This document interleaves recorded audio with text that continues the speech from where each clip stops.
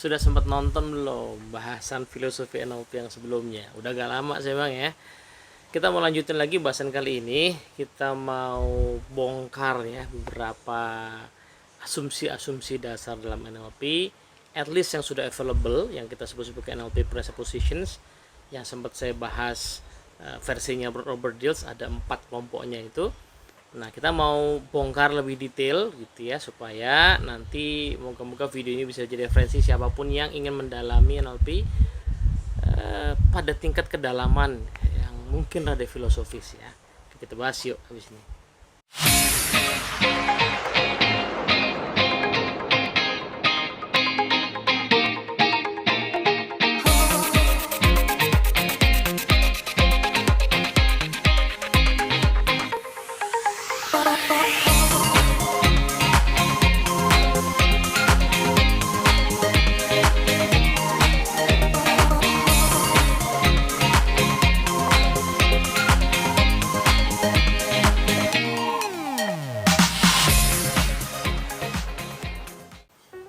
Oke, assalamualaikum warahmatullahi wabarakatuh. Ada teman-teman semua, ketemu lagi di bahasan soal filosofi NLP.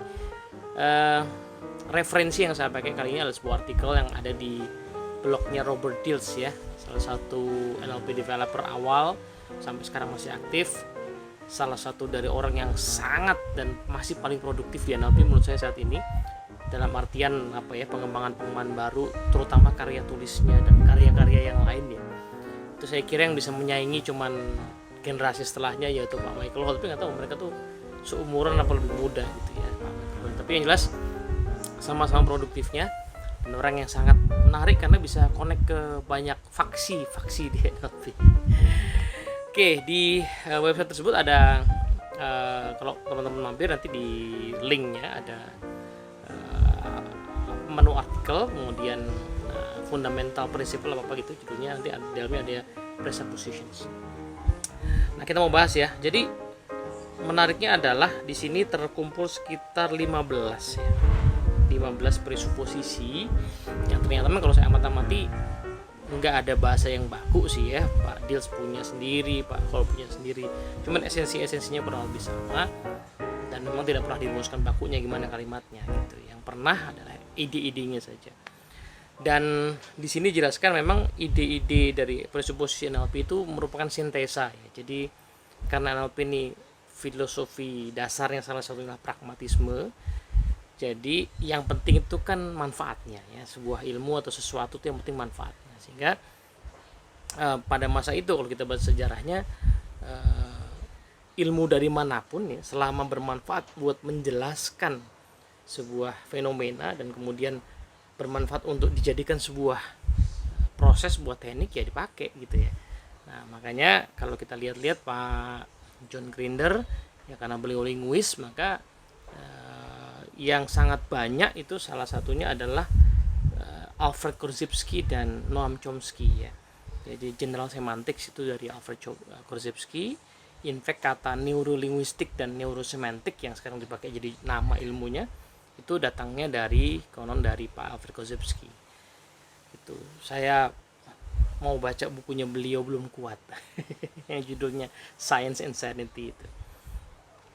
Yang kedua transformational grammar dari Noam Chomsky. Noam Chomsky ini very big person ya di dunia linguistik pada masa itu, tapi kemudian ya sampai sekarang belum masih hidup ya, masih sangat sudah sangat sepuh, tapi pikirannya masih sangat tajam. Kalau nonton di YouTube-nya beliau ya, diundang ngisi webinar gitu, ngomongnya udah pelan tetapi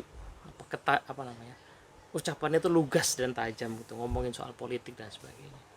Sistem teori Gregory Bateson, kemudian cybernetic Ross Ashby, pragmatism tentu saja William James ya, dan ada unsur fenomenologinya Edmund Husserl ya, dan juga logical positivism. Ini pelan-pelan lah kita bahas, saya juga masih dalam proses belajar, belum semuanya saya paham.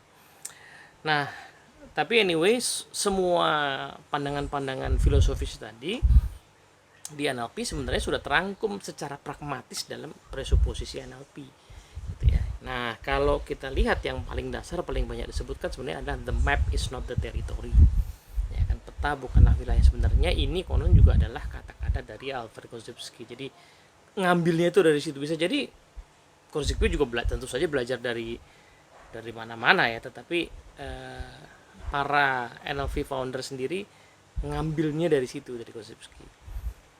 Nah, apa implikasi lain dari the map is not territory ini gitu ya, bahwa peta persepsi pikiran kita tidak sama dengan wilayah, itu apa implikasinya?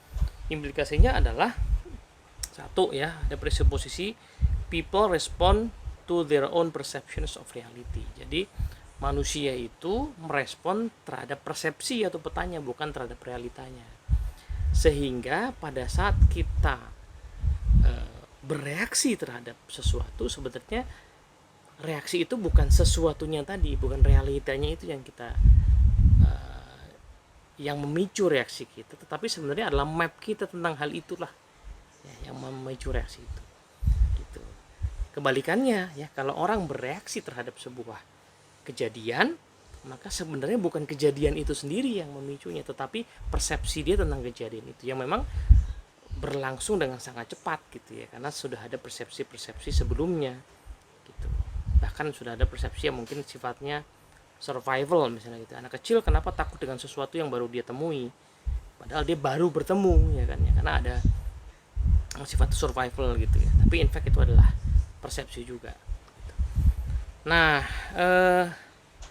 sehingga implikasi selanjutnya adalah every person has their own individual map of the world ya, karena orang itu merespon terhadap persepsi akan realita, maka ya kita harus memahami bahwa tiap orang itu punya peta dunianya masing-masing gitu ya.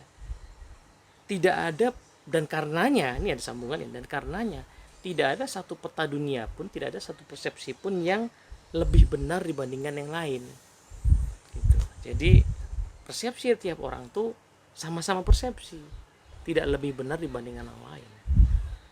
Nah, sampai di sini pelan-pelan, hati-hati ya. Jangan buru-buru, apalagi kalau teman-teman yang nonton itu baperan soal NLP ya. Wah, berarti NLP ini mengajarkan apa, relativisme misalnya gitu ya. Wah, nanti agama dibilang relatif gitu. Loh, agama itu misalnya ya, kalau bagi saya seorang muslim ya, kenapa ada Al-Qur'an yang dijaga?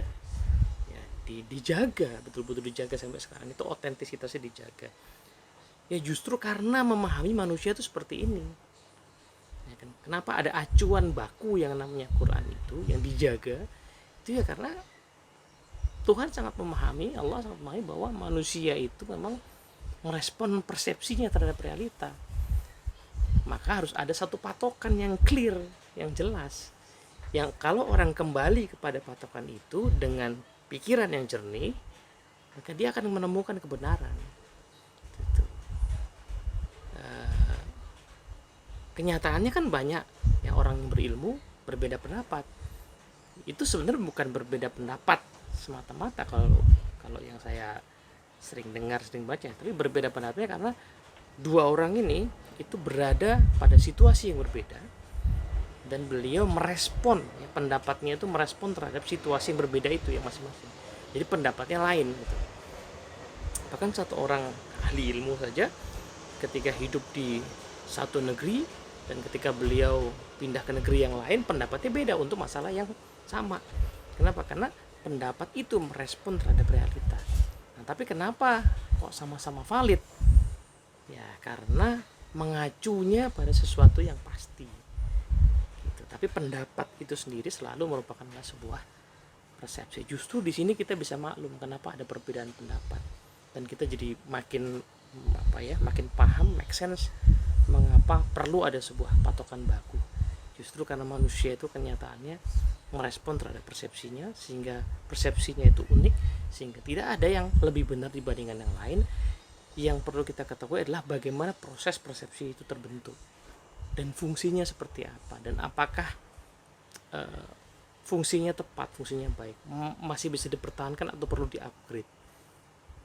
Nah, misalnya seperti itu ya.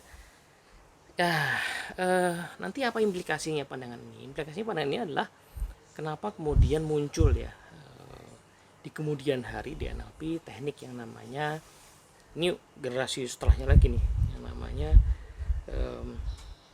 clean language dari James Lowry sama Penny Tompkins ya. Yang kenapa disebut sebagai clean ya, karena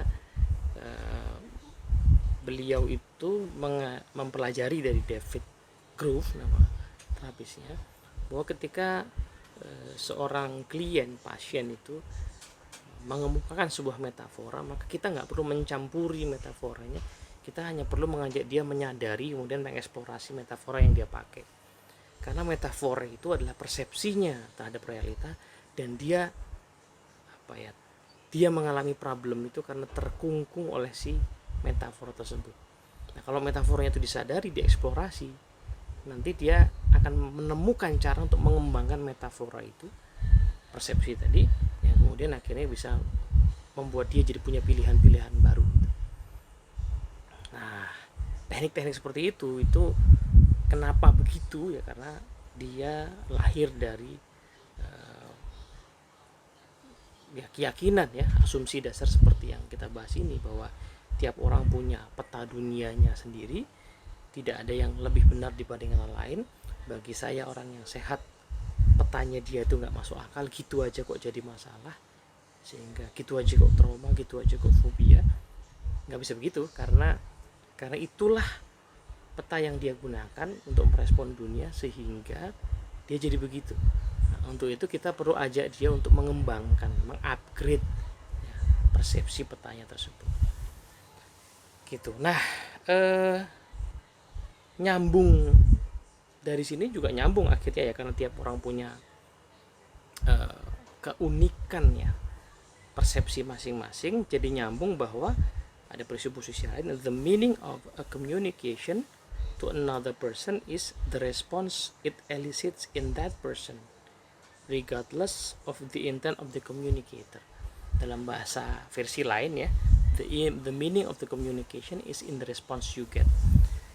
Jadi makna yang sesungguhnya dari sebuah komunikasi itu bukan terletak pada niat kita sebagai orang yang bicara, tetapi terletak pada respon yang terpicu pada orang lain setelah kita bicara.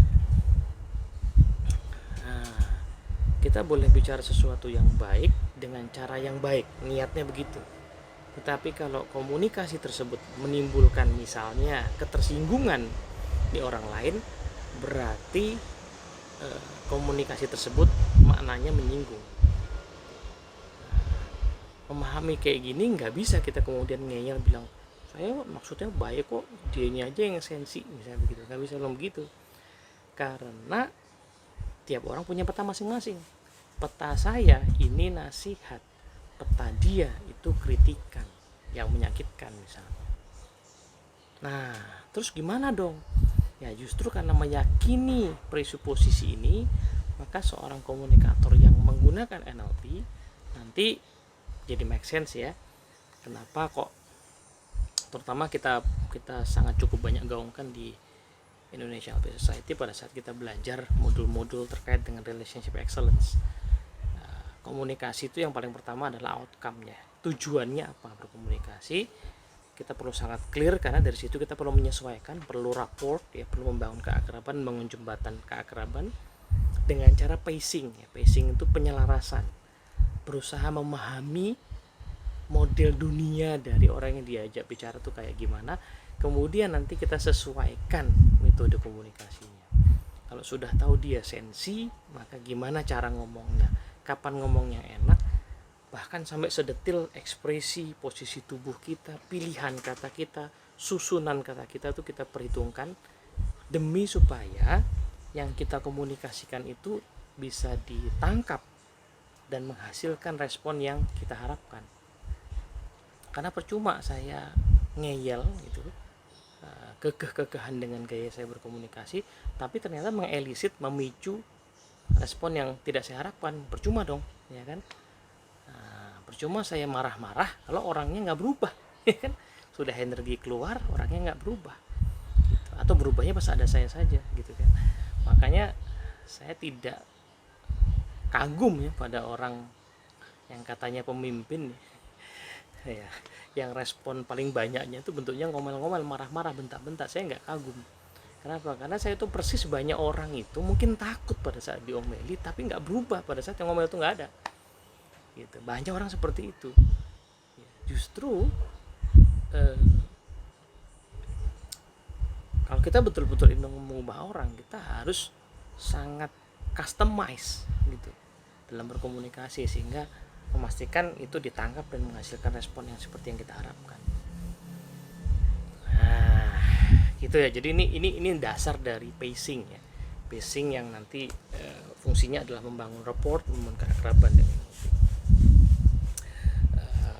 Nah, ini agak kalau tadi 3 tadi agak nyambung, yang keempat ini mungkin agak sedikit berbeda ya. The wisest and most compassionate maps are those which make available the widest and rich number of choices, as opposed to being the most real or accurate. Nah, oh ya, ada sih sambungannya sama yang tadi ya. Jadi gini, pada hakikatnya ya, karena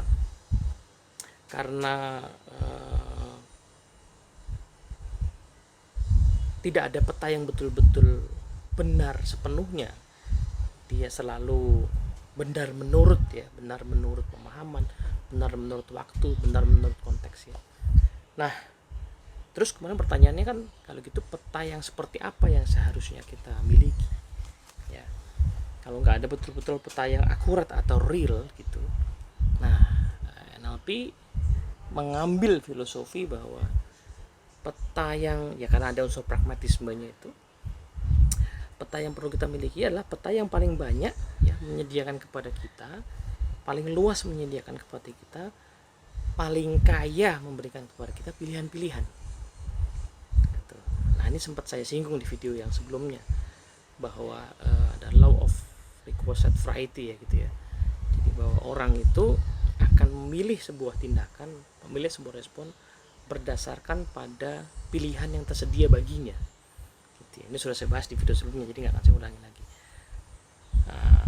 Bahkan perilaku yang kelihatannya buruk sekalipun itu ya dilakukan seseorang karena itulah pilihan yang tersedia baginya gitu ya. Nah, maka dari itu proses untuk mengubah diri kita, misalnya ada perilaku yang negatif mau diubah jadi positif, itu caranya adalah dengan mengupgrade ya, mengupgrade dan mengupdate peta kita ke sebuah peta yang paling luas pilihannya ya. Persis kalau sekarang ini agak clear banget, contohnya kita pakai Google Map misalnya ya. Kenapa kok kita jauh sering pakai Google Map dibandingkan dulu zaman peta? Itu peta kan sudah ada dari dulu kan, kita suka beli tuh atlas yang bentuk buku yang bisa dibuka itu ya. Itu kan peta kota juga ya, tapi kita nggak segitunya ya pakai peta waktu itu ya. Nah, jarang banget kita pakai gitu. Sekarang hampir tiap hari kayak pakai Google Map, karena keunggulan Google Map adalah dia selalu ngasih alternatif cara, selalu ngasih alternatif rute. Bahkan orang yang sudah tahu mau pergi kemanapun setiap hari ke sana tetap pakai Google Map untuk melihat alternatifnya ya. Pulang pergi kantor doang kan sebenarnya udah hafal jalannya kan. Tapi Google Map memberikan alternatif cara ya, karena dia bisa melihat ya real time berdasarkan pada kondisi keadaan jalanan misalnya begitu.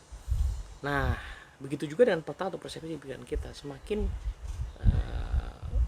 Makanya kita lihat semakin bijak seseorang itu ciri-cirinya adalah dia selalu bisa punya cara untuk melihat sebuah kejadian itu dengan berbagai alternatif kemungkinan penjelasan gitu. Jadi tidak hanya satu penjelasan gitu. Makanya respon dia bisa macam-macam.